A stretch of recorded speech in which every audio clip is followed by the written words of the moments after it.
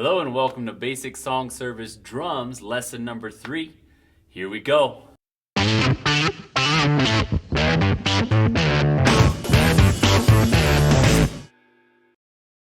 All right, welcome back. So, hopefully you guys have been practicing, making a lot of progress in playing your drums.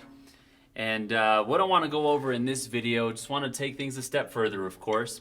What I want to explain, just for starters, is talk about the changes in one particular song, the different parts of a song, if you will. So I want to go over that first, and then I want to begin to stretch your playing to the other parts of the drum. I want to incorporate how to use a ride cymbal, how to use a crash cymbal, and a little bit extra technique on the snare drum. And then you might be wondering when you're going to use toms and fills and stuff like that. I do plan on implementing more fill type things in the next 2 videos, all right? So stay tuned for that. Check back in when those videos get released. But for now, I want to go over those parts. And then to close the video, I want to show you just a couple more patterns just to expand the variety of types of drum patterns that you're able to play, and hopefully apply them to some more of your songs. But with that, let's get going. All right, so first I want to go over the different parts of a song. Now this is something that's critical when it comes to being able to change how you're playing the drums within one particular song. It's very important to understand where you're at in the song, and by understanding the different parts of the song, you can just, and of course matching your drumming to that, it'll help the song sound overall a lot better than just playing one, drum pattern the same way the whole song. All right, so let's go over the first part of a song.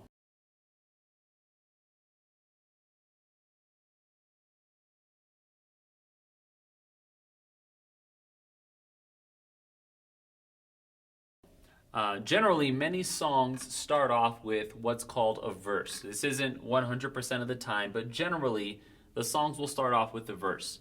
Now, over time, the verses will change. Verses are never really repeated unless you circle back around through the entire song to sing that particular verse, all right? Sometimes the verses can be a little more wordy at times, but generally, the best way to identify that particular part is it usually starts off the song. So usually after the verse, you'll move into what's called the chorus. Now this is the part that if you're listening to music on the radio, on your mobile device, or even listening to music at church, wherever, the chorus is generally the part that sticks in your head. This is generally the part that you start to sing over and over when you're walking around doing whatever you're doing. So that's what it is, all right? Then generally after the chorus, a lot of times you'll cycle back to a verse, maybe a new verse, or maybe if the song only has one verse, you'll cycle back to that first verse again and then jump back into the chorus. But after a couple times through of a verse and chorus cycle, you'll get to what's called a bridge. Basically what the bridge does is it kind of breaks up the routine of the song. It kind of throws it out of the norm or what's expected, kind of changes things up. Personally, I find bridges very exciting, just because it breaks the song out, like I said, from possibly sounding boring or just monotonous or routine.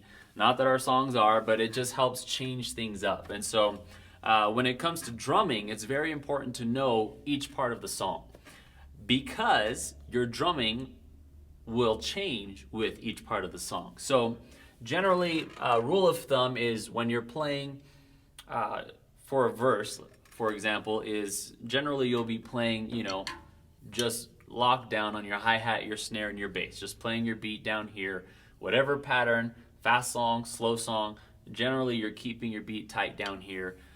Something that many drummers do when they move into the chorus is they'll switch to a ride cymbal. A ride cymbal is kind of the equivalent of a hi-hat in that it just kind of maintains your tempo. If your hi-hat's a 4 count, the best thing to do, you can switch to your ride cymbal and keep that 4 count going. Try to do it without missing a beat. It's a quick jump. That's something to practice. But you'll know that when I'm going from my verse to my chorus, one of the things you can begin to practice is switching from hi-hat to ride cymbal, all right? What I want to demonstrate is how to transition from your hi-hat to your ride cymbal as if we were going from the verse to the chorus of the song, all right? What I'm going to do is I'm going to use a drum pattern that I've used in my song service drum lesson number 2. If you haven't seen that video and you want to learn how to play that pattern, watch that video. Also, there's a PDF on the website that you can reference, so that way you can see a diagram of how the pattern should be played out in a number count format, all right? So with that, this is how you transition from your hi-hat to your ride cymbal, okay? 1, 2, 3, 4.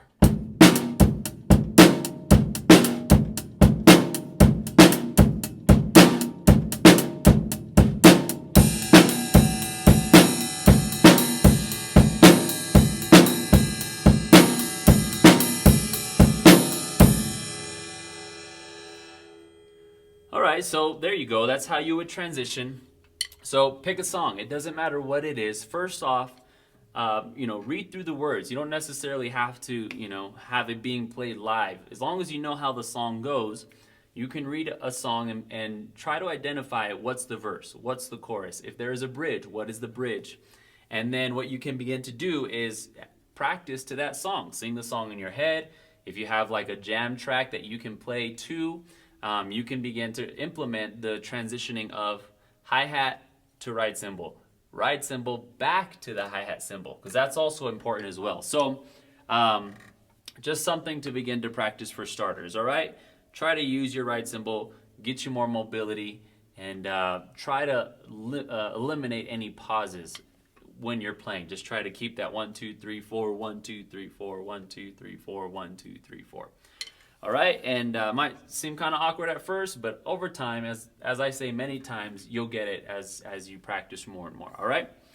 So the next thing I want to go over is adding a little bit of a crash in between those parts of the song. So this is basically a stepping stone, a baby step, if you will, to building up to fills. This is all the fun stuff that people like to do, banging on the toms, crashing the cymbal. I want to give you an introduction to that so that in the future videos we kind of have a framework or a foundation on how to use drum fills and know how to end it at the right time and get back into your normal pattern of the song or whatever pattern you're playing, okay?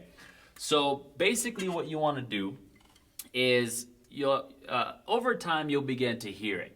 You'll begin to hear when that 4 count transitions from a verse to a chorus, all right? But for starters, what I like to do is lock in your beat, for the whole duration of the verse. And then at the end of that 4 count of the final measure, the final time that you're playing that pattern, when you get back to 1, hit the crash cymbal. Just crash, 2, 3, 4. Keep the count going. Don't stop. Try to keep it going. This is where using a metronome will really help you. Have it somewhere where you can see it. Have it somewhere where you can hear it. If you have headphones, plug them in so that the noise of the drum set doesn't interfere with you being able to stay in time.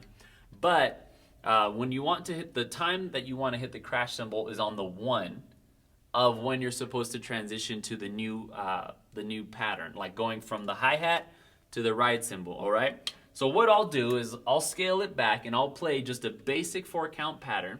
I'll play it 2 times, and then I'll crash on the 1 and transition to my ride cymbal. I'll play that 2 times, crash on the 1, and come back to my hi-hat pattern, all right? So here we go. 1, 2, 3, 4.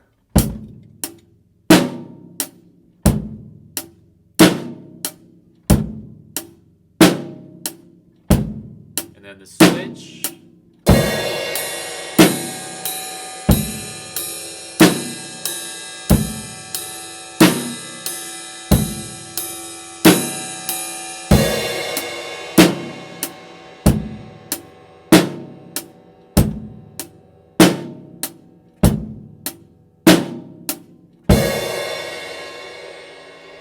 All right, so there you go.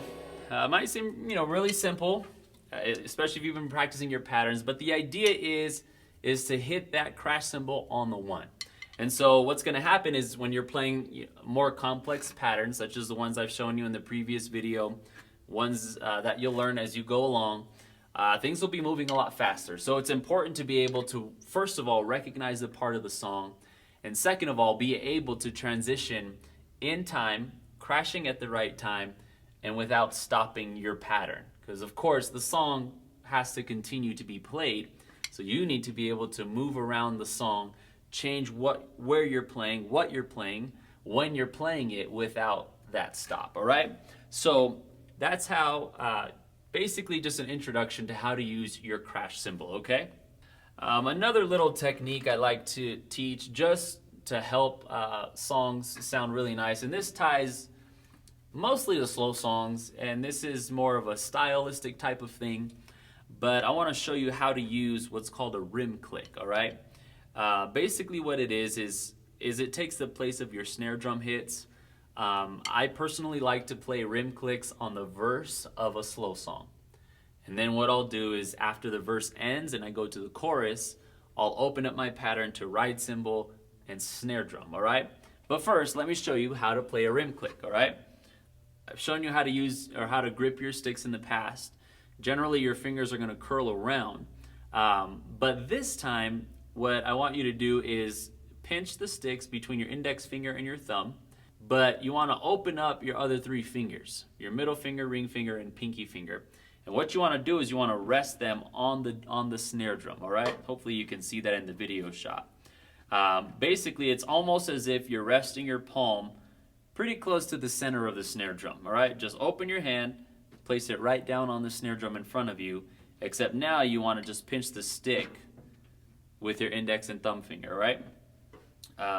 So then your hand's resting on the snare drum.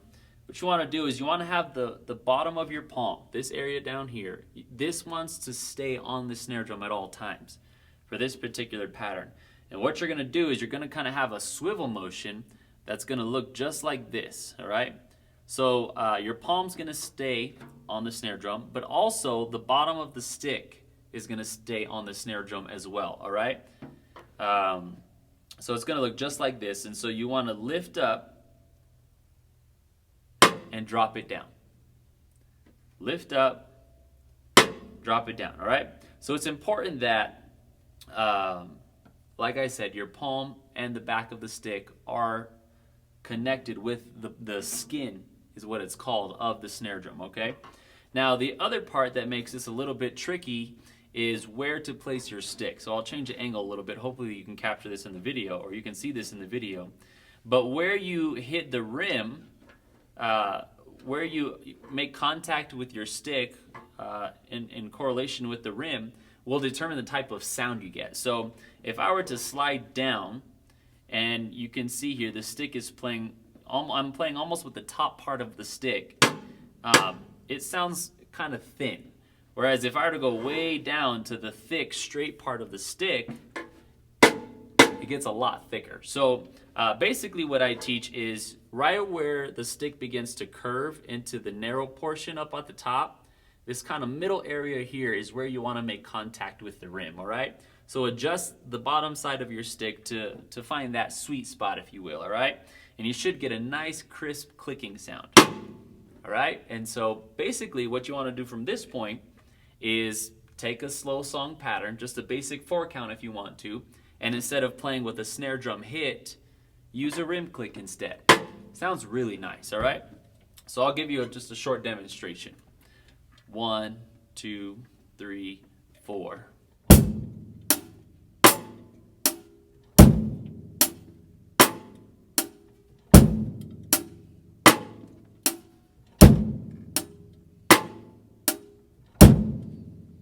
All right, so something else that you can add to your bag. All right, so what I want to do to close out this video is I want to show you 2 more drumming patterns that you can use that'll tie to a lot of songs that we sing throughout our fellowship. So the first pattern I want to show you will tie to slow songs, and the second pattern I want to show you will tie to fast songs, all right? So I'll give you a diagram of how that looks, and then of course it'll be on the PDF lesson that's attached to this video as well, okay? The first pattern for the slow songs, you can use a rim click, you can start off with a simple snare drum hit, doesn't matter, you choose, but the pattern is like this. It's going to be a 4-count pattern. The beat is going to stretch over 2 4 counts, all right? So it's going to be 2 measures, if you will. So your hi-hat's going to always be 1, 2, 3, 4, 1, 2, 3, 4 on every downbeat, okay? All right? The bass drum is going to come on 1. Your snare drum is on 3, just like the basic drumming pattern I taught in the beginning. And then on the next measure, you're going to hit your bass drum on 1 and on one end. So it's going to be in between the downbeats of 1 and 2, all right? And then you're going to follow up with your snare drum on 3. So it's almost like a basic introductory pattern, but we're just going to add we're going to sneak in a little bass hit just to kind of add a little bit of flair to that pattern, all right? So this is how the beat's going to sound. 1, 2, 3, 4.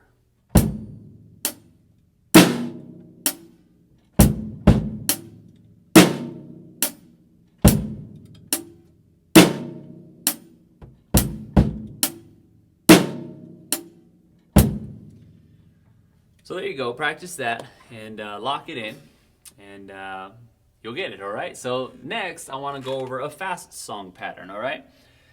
This ties to a handful of songs that we sing in our fellowship, and I'll give you a list here, that way you can see just a few examples. Just to tell you some, Oh the Blood, Nothing But the Blood, You Have Saved Us, just a few, My Redeemer Lives, just a few songs that come to mind that tie to this particular pattern. This is just a pattern that will really help. It's kind of what I like to call more of a mid-tempo pattern. It's not super fast, but the tempo can range generally from about 110 to 120 beats per minute. So that's the ballpark goal for you. Hopefully you're practicing with the metronome to get to when you're playing this pattern. Of course, start slow, build up to that 110, 120 beats per minute.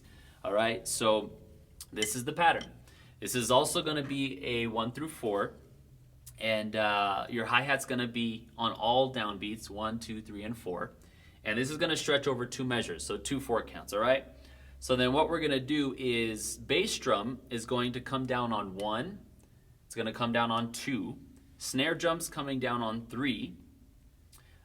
Then your snare drum's going to come down again on 4 and. So this is the ends, or the in-between, the upbeats, if you will, are important here. And then leading into the next measure, your bass drum comes down on 2, your snare drum comes down on 3, all right? So I'll give you a demonstration really slow, and then I'll speed it up, that way you can hear what it sounds like almost at full tempo, okay? Here we go. 1, 2, 3, 4.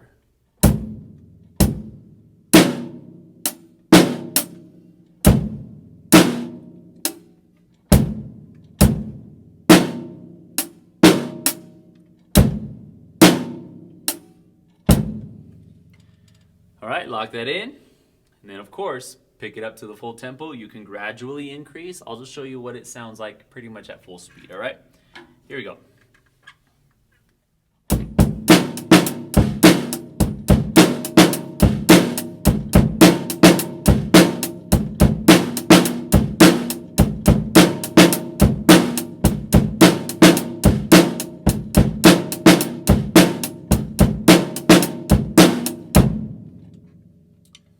All right, so there you go. Just some things to work on, and like I said, practice is everything. So if you're really determined, you can get this. And of course, if there's any confusion, I highly encourage that you reach out to me, ask me questions. It's the best way to get answers, of course. Ask a question, learn, just get it down right. And so you're more than welcome to reach out to me, worldcfmmusic@gmail.com. Also, there's resources on the website, worldcfmmusic.com. Check it out there. The PDF that ties to this video will be there. I'll put a link below in the description as well. And so with that, that wraps it up. Thank you guys for watching. Thank you for subscribing. Thank you for sharing with people throughout our fellowship. I ask you to spread the word, help this thing just grow and grow. That way, all the churches, especially the small pioneer churches, have access to this resource in hopes of helping their song service out. So thank you guys again for watching, and we'll see you on the next video.